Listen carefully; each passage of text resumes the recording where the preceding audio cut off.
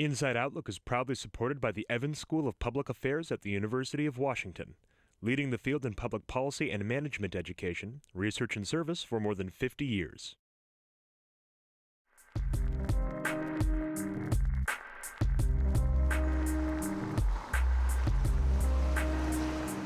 Events like the police shooting of 18-year-old Michael Brown, the chokehold death of Eric Garner, and the shooting of Seattle native John T. Williams has turned the national spotlight onto the issue of police misconduct, race, and excessive use of force by police departments across the U.S.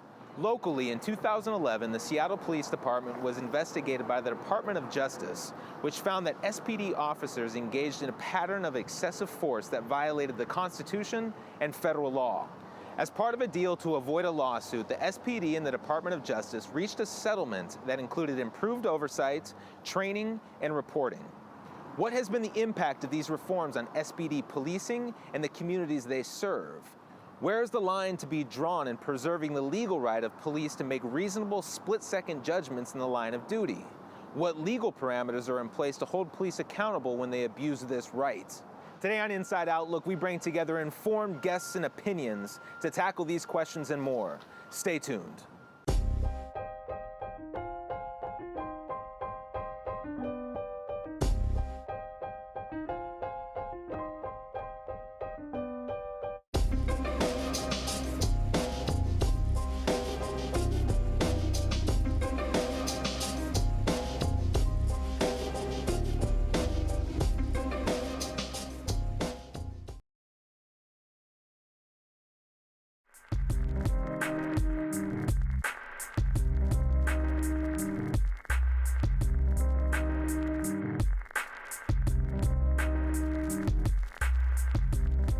The police shooting of 18-year-old Michael Brown and the chokehold of Eric Garner has turned the national spotlight onto police code and conduct and racial disparity in the U.S. criminal justice system. The question that I really want to start this off with is what's driving this disturbing trends? Reverend Braxton. America's history and race relations. White fears about black people that simply flow out of that long history. The numbers don't lie. The police were the first line in the repression of the African-American community. The former slave patrols were oftentimes mostly local police. Don't get the African-American community wrong. We are not anti-police.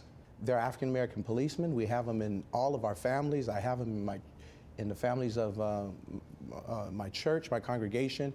We are against, as all people should be, unlawful law enforcement and bad policing, just as people should be against bad priests, bad school teachers. I do not know one police officer who came into this line of work that does not want to do the right thing and serve and protect. With that said, no good police officer likes a bad police officer. Good police officers don't like officers who do bad things to tarnish the entire badge. But I think we've come a long way in this country. Where do you see the relationship, the community relationship right now with the police locally here in Seattle? There's just a huge lack of trust, and you know, I see why. I don't trust the police. I watched my mother get arrested on Thanksgiving, roughly, friends of mine killed. There doesn't seem to be a working apparatus of accountability. Even though every good cop hates a bad cop, it seems like we only hear about the bad cops, and the cops that we want to hear about are the ones who get demoted and put in the basement offices and shipped out when they try to make changes. The trust isn't there, and it's going to take a lot to rebuild. What are some of the steps in rebuilding trust? We went from law enforcement being very community-based back in the early parts of the 1900s to developing eventually into a militarized force where there were military ranking and things like that eventually came to a point where the police became viewed by the community as something other than part of the community. The old culture of this warrior where officers are trained to really look more like an occupying force, like what we saw in Ferguson, than to be community caregivers. That needs to change, and I think that process is starting. Are you seeing tangible steps of change taking place at the SPD? There's been a lot of changes in the department, in processes and in The training has much remained the same surrounding use of force, but reinforcing the core principles. I think a lot of things are moving in the right direction. The African American community, generally speaking, I think it's fair to say, gets policed different than other communities. Why is it in the Kent School District, where African American males make up 6% of the total student body population, in the Kent schools, they represent almost 80% of all school suspensions? How come when black boys get into a fight, they call the police? When white boys get into a fight, they call the principal? How come when white boys are acting crazy, as boys would be boys, when they see a couple of black kids, they see a thug, a gang? I don't see it as a black and white issue. I see it as, when we talk about bias, be biased against anything, or anyone, any group. I'd be remiss if I didn't say that the amount of crime in some neighborhoods where the shootings are taking place, where the gang shootings are taking place, if my members are concerned for their safety in those neighborhoods because of gang wars, I think that's valid. Doesn't mean that they should treat people any differently, but they have cause to be alarmed in neighborhoods where there is high crimes. And it's unfortunate in this country that today we sit here and watch black on black crime happen, and having young men and middle-aged men murdered, for whatever reason in these communities. It's sad. He said black on black crime. In fact, most crime in America is within one's own ethnic race. We just don't have a language for white on white crime. The number one cause of homicide for white women in America is murder at the hands of white men. We don't call that white on white crime. We have a problem with excessive violence being okay and being normative behavior toward black males. And you will never have good relations where you have a pattern of injustice. No justice, no peace. And, I think you want to be careful in focusing completely on violent crimes, because everybody wants violence to stop in their communities. The bigger concern that we've heard at the ACLU from Black and Latino people in particular is not that it's that black on black crime, or that it's that violent offenses. It's being stopped for jaywalking. It's having the kinds of the contacts where there wasn't really a clear reason for the stop to begin with. And then in an even worse situation where that sort of minor contact ends up escalating into a use of force by the police. And that really is where the trust is starting to break apart. And when you hear repeated stories about officer misbehavior, naturally, over time, that perception is going to build into a pretty formidable wall of resistance to police in general. And one of the things that we could all do is take a step back when we're confronting these issues, and when we're in conversations with those in our community about what's going right and wrong in policing, and ask broader questions. What's going on in the community that is causing the poverty, that is causing the violence in the community, that is causing police reaction?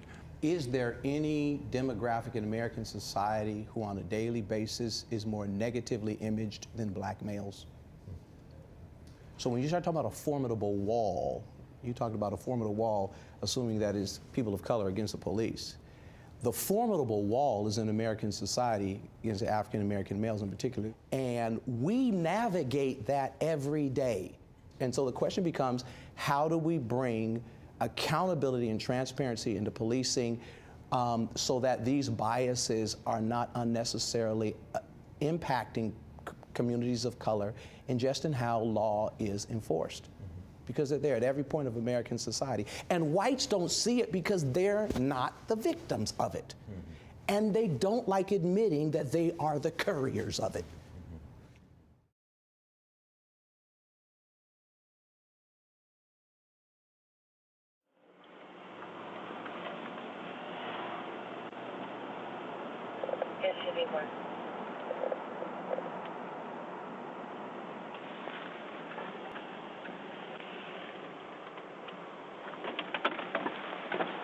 Can you put that down, please? What? Aren't you holding a golf club? I can't hear you over there. Your golf club. What about my golf club? Can you please set it down? Huh? Can you please set it down? What's going on? Set it down, please. I know what's going on. Put it down. This is my golf club. I know. I know what that is. She's not going to hurt you. I know what I want with this golf club every day. I ain't never what is this about? ahead.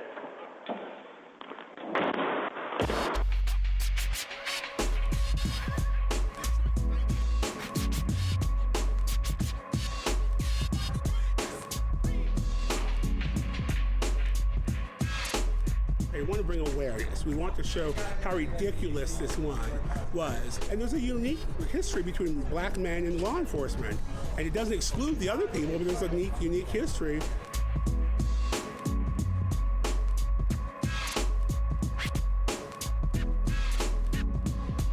If you are a racist cop at 8 o'clock at night, you're racist on duty, okay? Racism is not like a crock pot. You can't turn it off.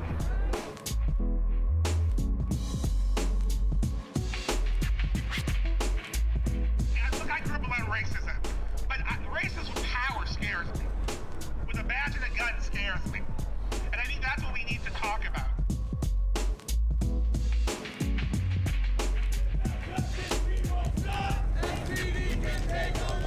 Without justice, we won't stop. SPD can take a while. Same story every time. Being black is not a crime. Same story every time. Being black is not a crime. The road talks about black men being inherently dangerous until proven otherwise, and by that any extension from our body being gum, candy bar, golf club, and so that's kind of where we're here to show kind of the absurdity of that. Golf clubs aren't dangerous unless you make them a weapon.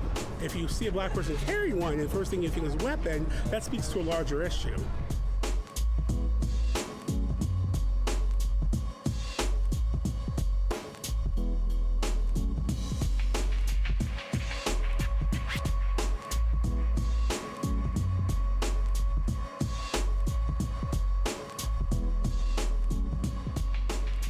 Let's talk about accountability. I mean, we have a really clear case here in Seattle, John T. Williams and police officer Ian Berg. King County prosecutor decided not to pursue charges. Why? The way that Washington law is written right now, the prosecutor's office would have had to prove that Officer Berg acted with actual malice in the shooting. Not that it was an accident or that he felt reasonably in fear for his own safety, but that he actually had to have intended to, basically to murder John T. Williams. That is an extremely high hurdle for any prosecutor to jump over. But should that law be in place for self-defense? They're clothed by society with an unusual authority. That is to carry weapons and the physical authority of the executive branch of government to go out there and enforce the law. We're asking police officers to do something which is pretty darn difficult. I mean, what we're talking about really here is why are police officers not performing at a higher level? And part of the answer to that is because their job is bloody hard to do. Michael Brown's parents were the first to come out and say we want body cameras. That's the change that we want to see.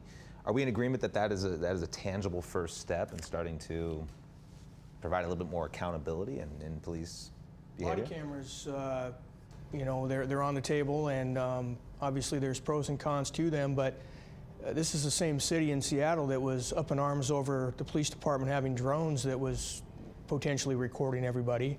Up in arms over surveillance cameras on the Alki Marina, and are highly concerned about surveillance in a police state.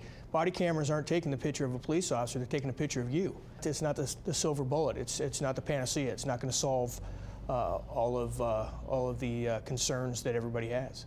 Body cameras could help with accountability, possibly, but they have to have the right policies in place. And so far, we really haven't seen any department in this state come up with a policy that will really focus the use on accountability. Because as Ron says, they're pointed away from the officer. So they're not really recording what the officer is doing, they're recording what the officer is seeing. Our concern is that what they're really going to become are just surveillance cameras, that they're going to be used not for accountability purposes or not primarily for accountability, but rather for more surveillance in the communities that are already over-policed. I love the idea of body cameras because it makes two people think about what's going on, the guy who's wearing it and the guy who's being pictured in it. Right. You're going to have a process to redact that footage, because then that can violate individuals' liberties in terms of the privacy of my own home. We had the situation a few years ago where the two Hispanic gentlemen were arrested, they hadn't done anything, and then while they were handcuffed on the ground, they were stomped by police. while a couple of African Americans in uniform and females in uniform did nothing to stop their colleagues from this abuse of power. And the only reason why we know about it, because of cell phones. And what we're trying to do is bring accountability into those cultures that intuitively circle the wagon. It is my job to represent and stand up for my rank and file, but I will not be silent when something is done wrong, and I'm not ashamed to comment on that.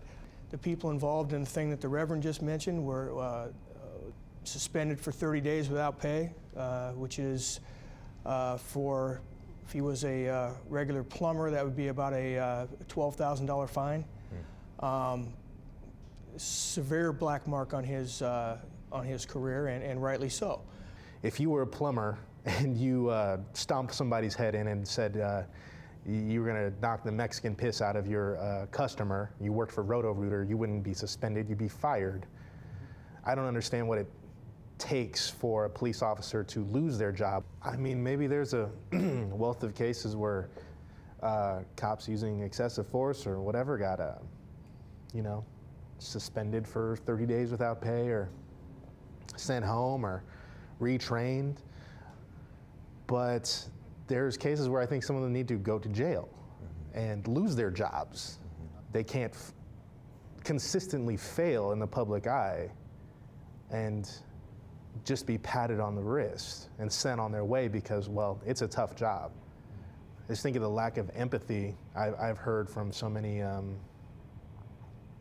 police unions across the country.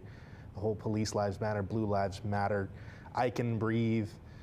It's astounding. And the fact that there aren't any representatives of the police standing up and being like, we don't stand with that. We don't believe that. We're not against the public. We're not here to mock these people's deaths is incredible to me.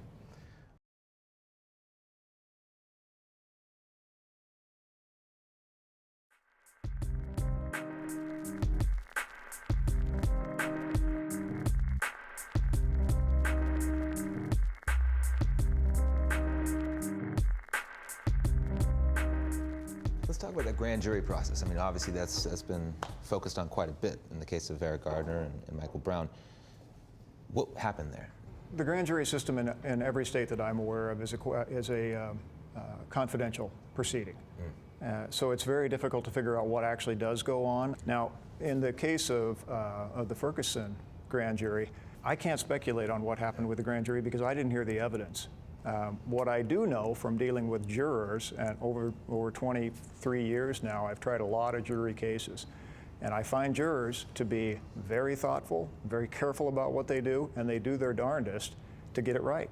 So something in there convinced those people that criminal charges were not appropriate under the circumstances. I don't know, obviously I don't practice in Missouri, so I don't know exactly what happened in that grand jury room, but the fact that the officer used terms apparently like that he was terrified, that this kid was a beast, he was, I don't know, reused all kinds of language like that. That may well have spoken to those jurors that, oh yes, if I were in that situation, I would have felt completely justified in shooting that kid. The grand jury system was never designed for police officers. It's a fundamental conflict of interest. It is the prosecutor's theater. If they want an indictment to go forward, they get it. We had thousands of grand jury proceedings throughout the country last year. In almost all cases, the prosecutors, if they wanted it, they went in and got it. If they didn't want it, they didn't get it. And it's a conflict of interest because the prosecutors are having to go after people that they otherwise need to collect evidence in their other cases. You're not going to get police cooperation if you're going after them. When we have a pretty transparent system, it's getting better. It will continue to get better, but to paint Seattle police officers in the 98101 with the same brush as whatever happened in Missouri or Staten Island is disingenuous. The sign said Black Lives Matter, all lives matter. Yes, Black Lives Matter. They matter very much. I take particular exception at the all lives matter thing. Of course, all lives do matter. all lives aren't in danger of being killed by the police every 28 hours. If your house is on fire, if your neighbor says to you, all houses matter, what does that tell you? How does that make you feel about your neighbor? The Seattle community is just as much in need of greater transparency and law enforcement reform and transformation of law enforcement culture as any other part of the country. And like I said, I've been in this fight for 15 years here locally. I grew up here in Tacoma. So I'm not new to this, nor is this stuff foreign to the Seattle environment. So it's not Ferguson, but in many ways, it's very much like Ferguson in terms of the same type of issues and dynamics. I think what Ferguson tells us is that not just the black community, but a very large portion of the white community is very uncomfortable with where we are as a nation with race relations. Why not use this as a springboard to positive effort to change that relationship? It can't simply be a police department and community of color issue. It has to be something that is embraced by the entirety of our population. And that means people have to walk away from their stereotypes, both of people from minority communities and the police officers, and start with a clean slate. I have to say, coming out of Ferguson, the thing that, as horrible as that tragedy was, the thing that gives me hope is that people did speak up. A lot of people spoke up, and they spoke up all over the country.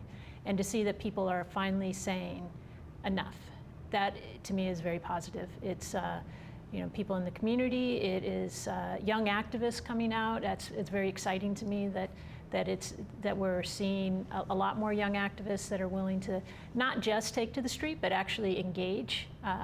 It's all well and good to march, but you really need to have a solution at the end. And I'm seeing more of that, and that to me is really exciting. Great. Well, we will leave it there for now. I want to thank you all for coming out here to Inside Outlook. Thank you very much. So, yeah, exactly. Come on. Exactly. Yeah. Thank you guys again.